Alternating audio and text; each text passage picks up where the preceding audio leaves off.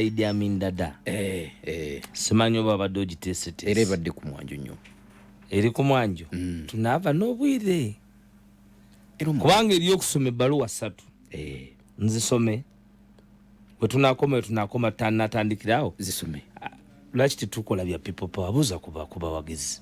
Kwe bali no program ya banansi ule amasimu ebaluwa tutandike ku byamini oba tubirize tutandike oba tugambe nti program y'abantu y'abantu sumula amasimu kale katumule kulaba bwe bakoba ntandika nga tutandika tutandike ku kyamini oba tukikwate ku kyamini oba tukikwate package fule kubanga kulokubiri oluja atandika 19 mu nsanvu mu nga president naye ate Amin alimu okulumba olubiri alimu okulumba olubiri kakati ebyamini tebyetaaga na mwana kubanga teyebasenga bukyali kubanga bya emboozi eno yanyumye nnyo erimu abantu 3 erimu Idi Amin dada omugenzi erimu General Yoweri Kaguta Museveni aliwo erimu His Excellency Robert Kyagulanyi Ssentamu okwanukula naye na Amin mutabani we gyali ayanukula bwe tukuze ffenna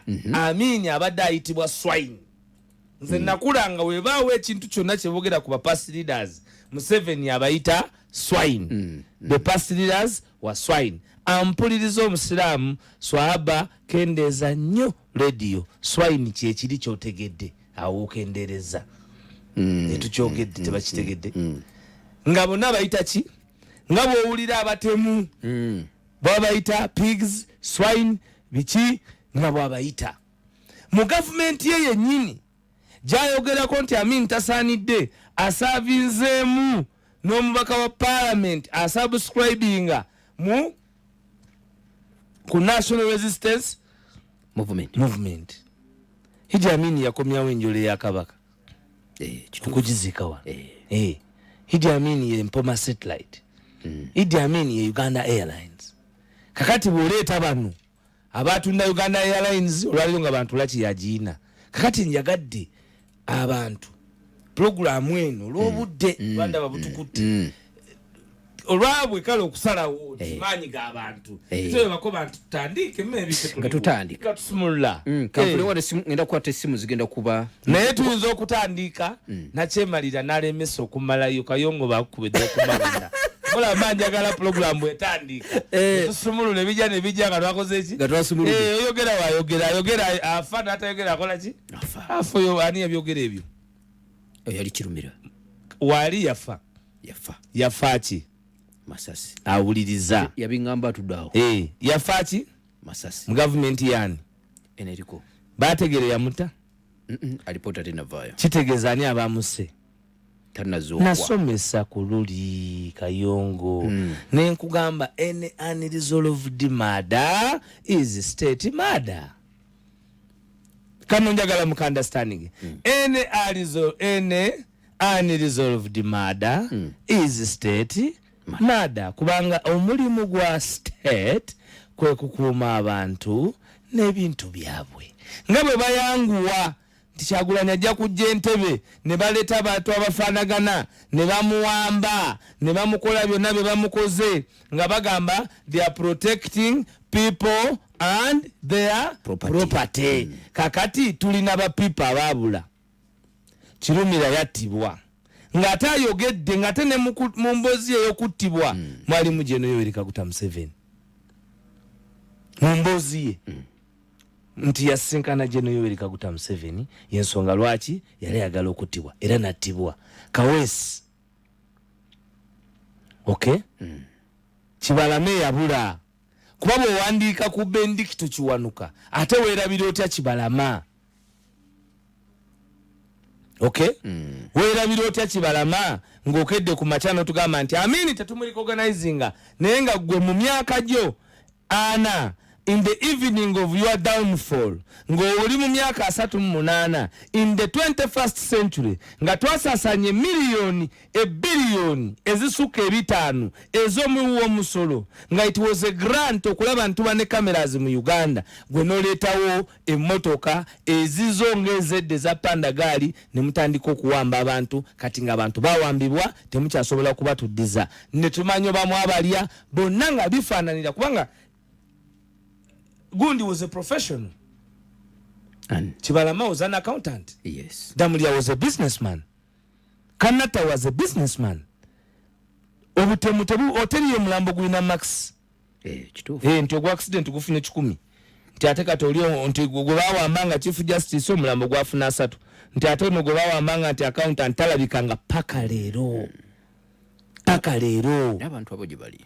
Anti kakati yeri minzani kembadde njagala okugamba ntwagala tusomese abantu bennyini basalewo nti Amin yasinga abantu balondewo bw'obanga olwaleero mu Uganda nga Amin yali akoze kilomita ezisuka 12,500 mu myaka 8 nga bajeno Yoweri Kaguta Museveni be bali mu nsiko kubanga mu katabo Mustard Seed jeno Yoweri Kaguta Museveni akkiriza nti Amin bw'ajja kuba president mu 1971 yateeka emundu mu kiwato n'atandika okulwana.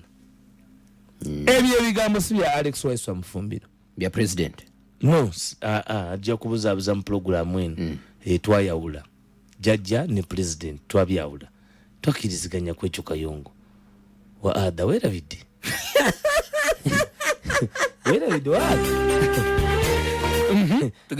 So abantu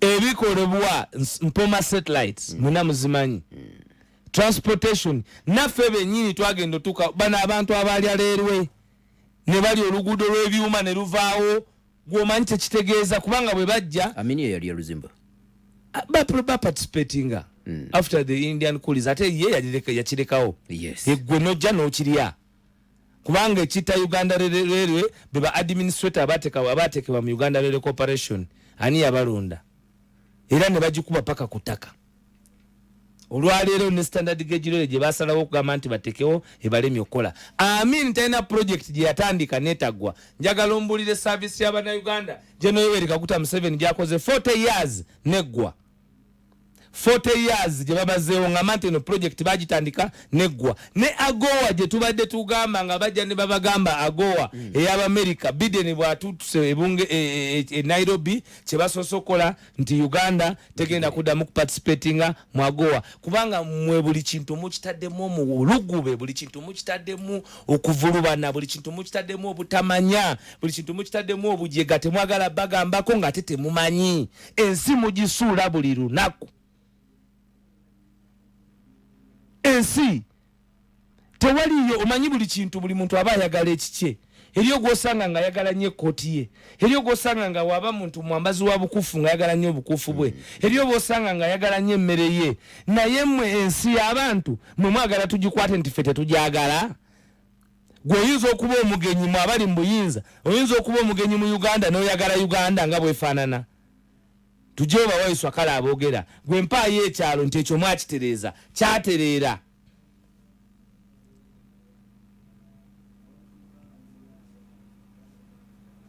Tekiriyo. Amin bakugamba yazimba mu myaka 8 ng'ate teriyo mukulembeze mu Africa yalwanisibwa from the first time kubanga ebintu bwe yali abitege Amin yalinga Trump lwakuba yali excessive yayite yasoma nnyo naye yalina okwagala kwa Uganda kubanga ebibye tubyogerako nga weebiri. Bamini omuzikiti guno gwa Old Kampala. Kati obusiraamu tugambe nti Amin yali mbi. Omuntu yateka si uko Old Kampala wokka gende Masaka teguli waabwe teguzimba waabwe omuzikiti omukulu guliwa wano ko Old Kampala.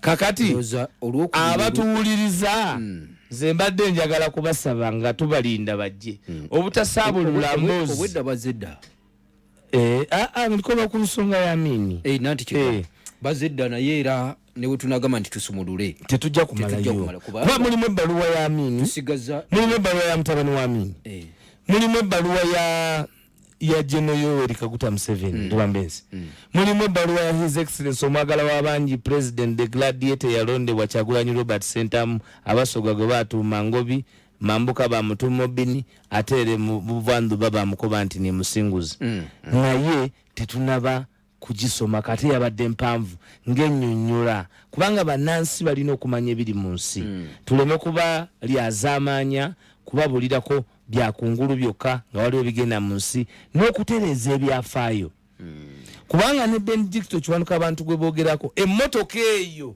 emala ezuulibwa embaale okusinziira ku bbaluwa si yange eya Amin ontegede bulungi abantu katubawulize kye balikoba neera baddembe abantu bawulirize no program ewulize ensi yonna era babuuze wadde nga ffe tetunannyonnyola kubanga bwe tunnyonnyola ajaga nti kati ekibiina waliwo ekibuuzo ekyalekebwanga mu ddiiro kwa Amin ne Museveni gw'olondakaani kittekeyo nakyo bakiddemu bagiyita Pal FM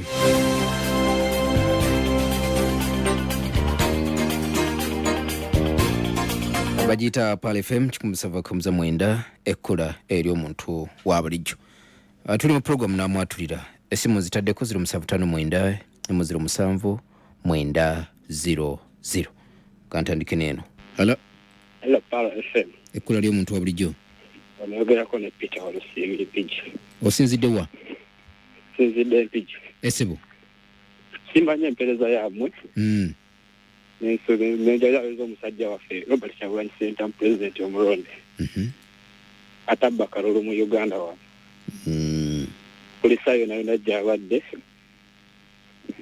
n'essimu omusajja wange oyo sajja wa Kabaka Soga Mwene nga ndi mukoddomi we nange k'omukyala anfumbira ettooke Musoga ensonga ziwulidde nziwulidde bulungi naye nga ntuse ku baluwa President gye yawandiise naye Uganda tuddawa President Amin nzira President yakola nnyo kuba kati n'essaawa eno ofiisi gyatuddemu yagizimba ofiisi gyatuddemu yagisangawo Parliament gye bateesezaamu kale era bantu badde ku ekyo yatuwadde gundi kakati tumanye ensewulira tuli ku 17 katonyeze mwenda Kayongo yali ku muzindaalo ekibuzo kiri nti ku Museveni ne Amin osigazaani State House etaddeko muteekeko hala buze kibuzo wa alaikum salam wa rahmatullahi wa barakatuh